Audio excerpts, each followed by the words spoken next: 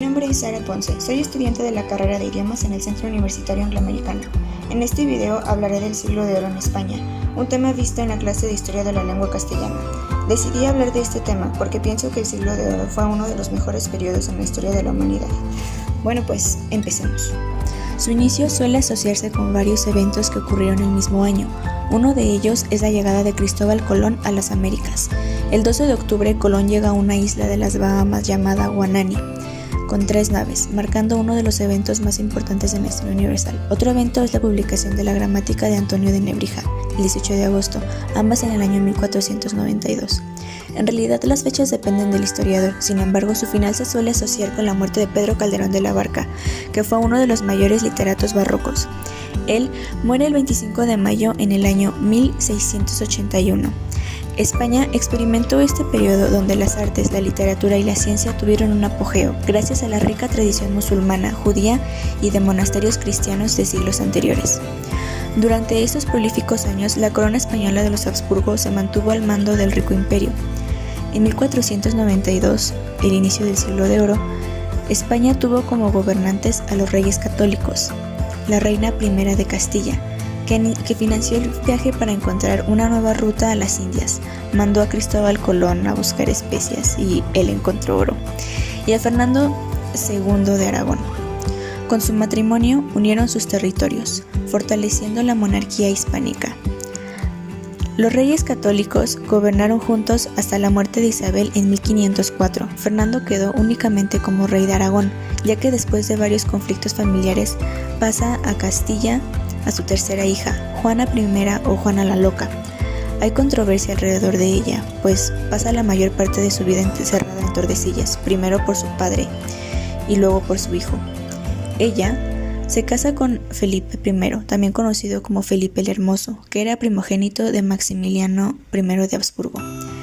Felipe muere a la edad de 28 años y Juana, que según su padre ya había mostrado indicios de locura, se vuelve loca y la encierra en Tordesillas.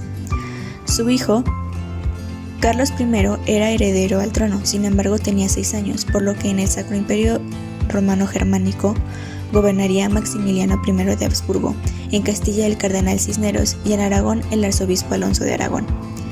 Carlos I era nieto por vía paterna del emperador Maximiliano I de Habsburgo. Este muere el 12 de enero de 1519. Carlos I se pasó a llamar Carlos V y por su ascendencia se convirtió en rey de Castilla, de Aragón, de todas las colonias y del Sacro Imperio Romano Germánico, es decir, era rey de la mayor parte de la actual Europa occidental. Durante estos prolíficos años, los gobernantes españoles fueron Felipe II el Prudente. Su reinado se caracterizó por la exploración global y la expansión territorial a través de los océanos Atlántico y Pacífico.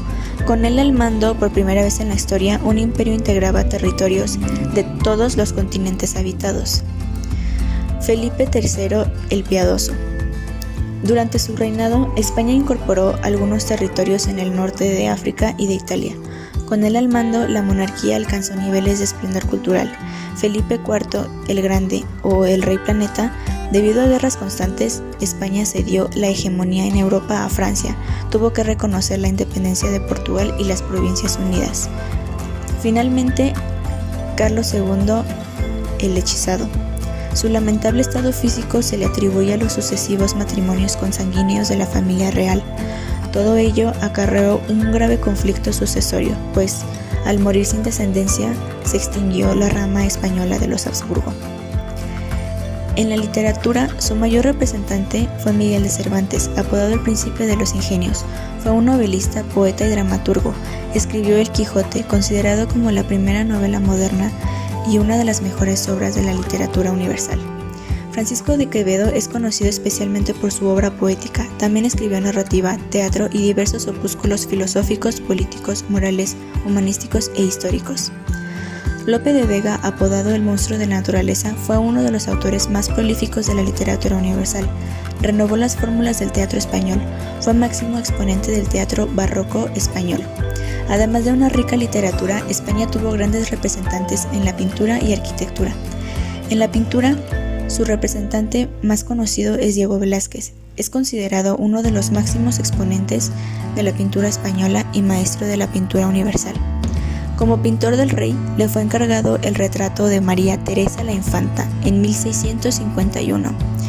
Este retrato funcionó como anuncio, pues la joven monarca estaba en edad de matrimonio. José de Rivera fue un pintor, dibujante y grabador, etiquetado por un largo tiempo como creador truculento y sombrío, mayormente por algunas de sus pinturas de martirios. Es autor de la cabeza de San Juan Bautista, realizada en 1644. Pedro Machuca fue un pintor y arquitecto renacentista. Su única pero célebre obra arquitectónica es el Palacio de Carlos V, encargado por el emperador como residencia en la Alhambra de Granada, que se comenzó a construir en 1527. José Antolínez fue un pintor de la escuela madrileña del pleno barroco. A pesar de su prematura muerte, abarcó muy diversos géneros, tanto religiosos como profanos. En 1663 pinta la muerte de Lucrecia, un personaje de la antigua Roma. En la ciencia, la cartografía y la cosmografía ayudaban a la conservación del imperio de manera distinta. La cartografía ayudó para establecer la línea divisoria del Tratado de Tordesillas, la fabricación de mapas para la guerra, etc. La cosmografía ayudaba a la corona a situar nuevos territorios y crear cartas náuticas para viajes rutinarios a sus colonias. España se convirtió en el centro de las dos ciencias por la creación de la Casa de Contratación, que era un centro de aprendizaje y distribución. España aportó grandes obras a la nueva filosofía de renacer humano que marcó el inicio de la Edad Moderna.